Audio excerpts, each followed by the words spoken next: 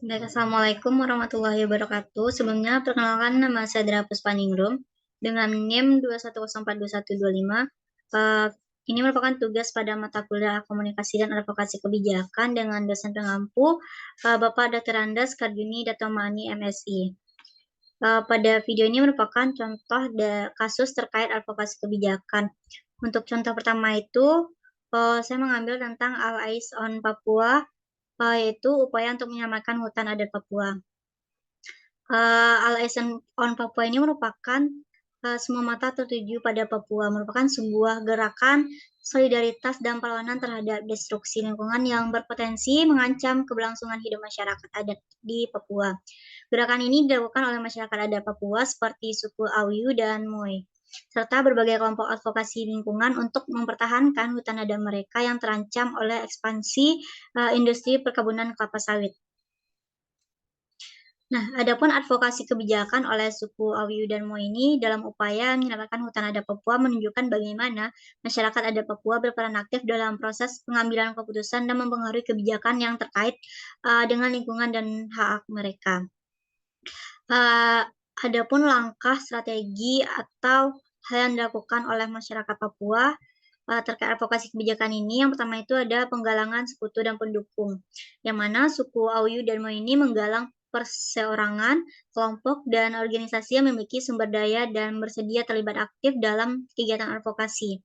Mereka juga mendapatkan solidaritas dari mahasiswa Papua dan organisasi masyarakat sipil, yang menunjukkan pentingnya koalisi dan kerjasama dalam advokasi kebijakan. Yang kedua, pengajuan rancangan tanding.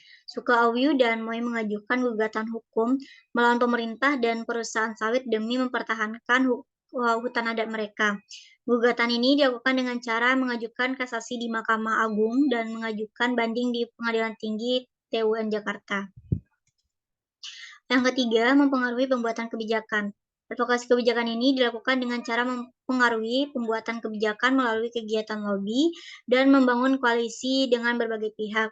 Mereka juga mengajak publik untuk terus menyuarakan dukungan terhadap perjuangan suku Awiu dan Moi.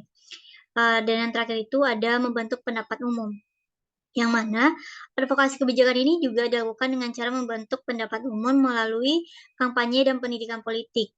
Mereka menggelar aksi damai dan ritual adat di depan gedung Mahkamah Agung, serta mengajak masyarakat untuk memahami pentingnya penyelamatan hutan adat di daerah Papua ini.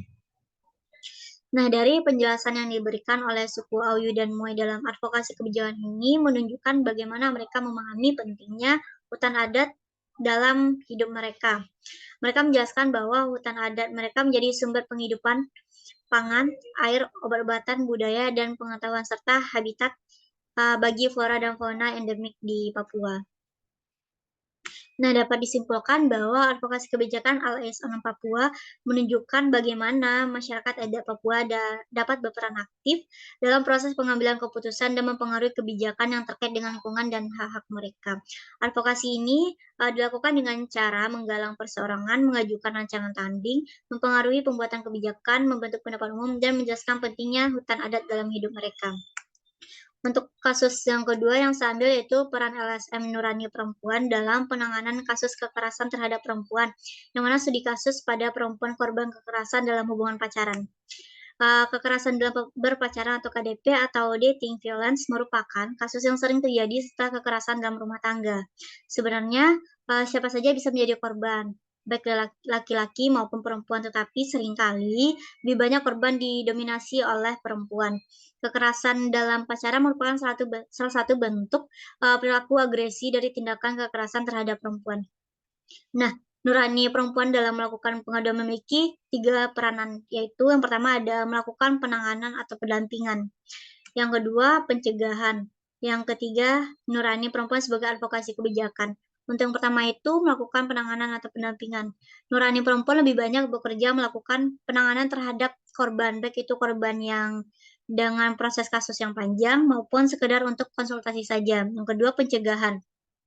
Nurani Perempuan ini memberikan pengetahuan agar tidak tidak menjadi atau terjadinya kekerasan. Namun, sepanjang Nurani Perempuan memberikan pelayanan menerima kasus, tentunya ketika Nurani Perempuan melakukan penguatan atau pemulihan kepada korban yang tujuannya juga untuk mencegah agar korban tidak lagi menjadi korban kekerasan.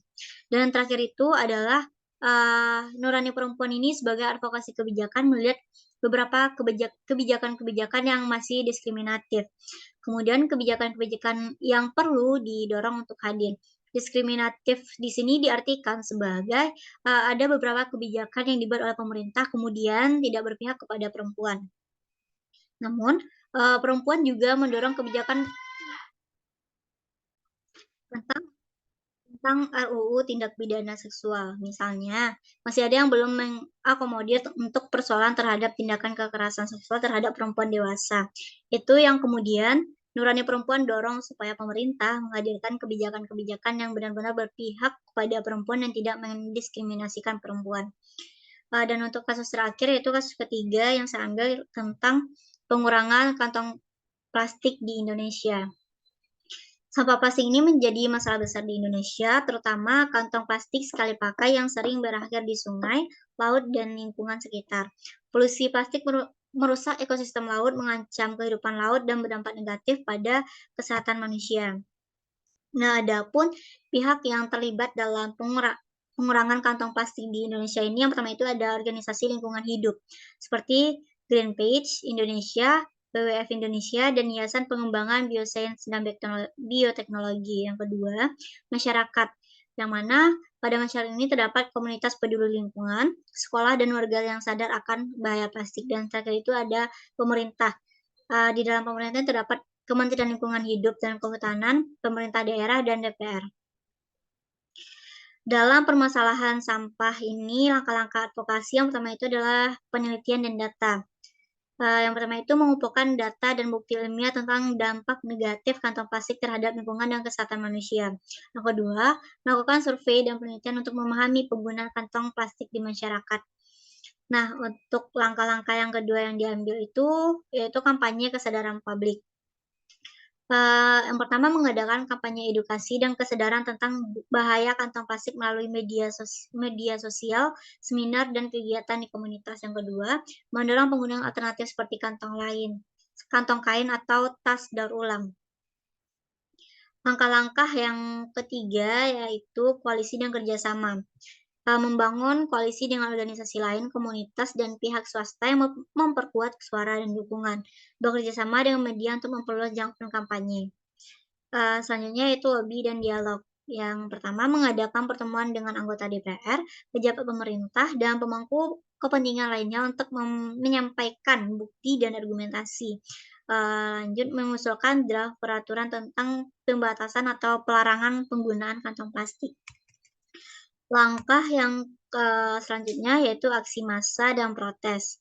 Yang mana pada aksi massa dan protes ini, poin pertama mengorganisir demonstrasi damai dan aksi publik untuk menarik perhatian media dan publik, mengadakan acara simbolis seperti Clean Up Day untuk menunjukkan komitmen masyarakat, dan langkah-langkah terakhir yaitu penggunaan media dan teknologi, yang mana pada penggunaan media dan teknologi ini menggunakan petisi online dan kampanye media sosial untuk mengumpulkan dukungan luas, membuat video dan infografis yang mudah dipahami untuk disebar luaskan di berbagai platform.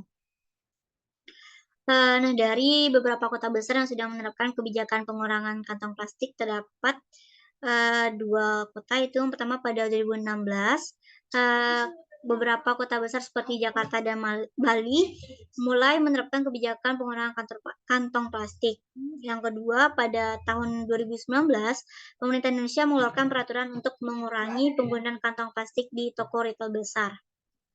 Kampanye ini berhasil meningkatkan kesadaran masyarakat tentang bahaya plastik dan mendorong perubahan perilaku.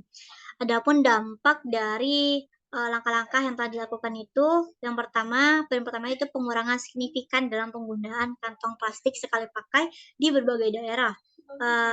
Selanjutnya, peningkatan penggunaan tas belanja yang dapat digunakan kembali, dan yang terakhir adalah langkah awal dalam mengatasi masalah polusi plastik di Indonesia. Contoh kasus ini menunjukkan bagaimana advokasi kebijakan dapat dilakukan melalui penelitian, kampanye publik, koalisi, lobi, aksi massa, dan penggunaan media untuk mencapai perubahan yang diinginkan dalam kebijakan publik. Nah, sekian pemaparan contoh kasus tentang advokasi kebijakan dari saya. Terdapat 3 kasus yang saya paparkan. Pertama tentang Al ASN Papua, yang mana upaya menyelamatkan hutan adat Papua. Yang kedua, peran LSM Nurani Perempuan dalam penanganan kasus kekerasan terhadap perempuan. Yang ketiga, pengurangan kantong plastik di Indonesia. Mohon maaf apabila ada kesalahan. Wabillahi taufiq wal hidayah. Assalamualaikum warahmatullahi wabarakatuh.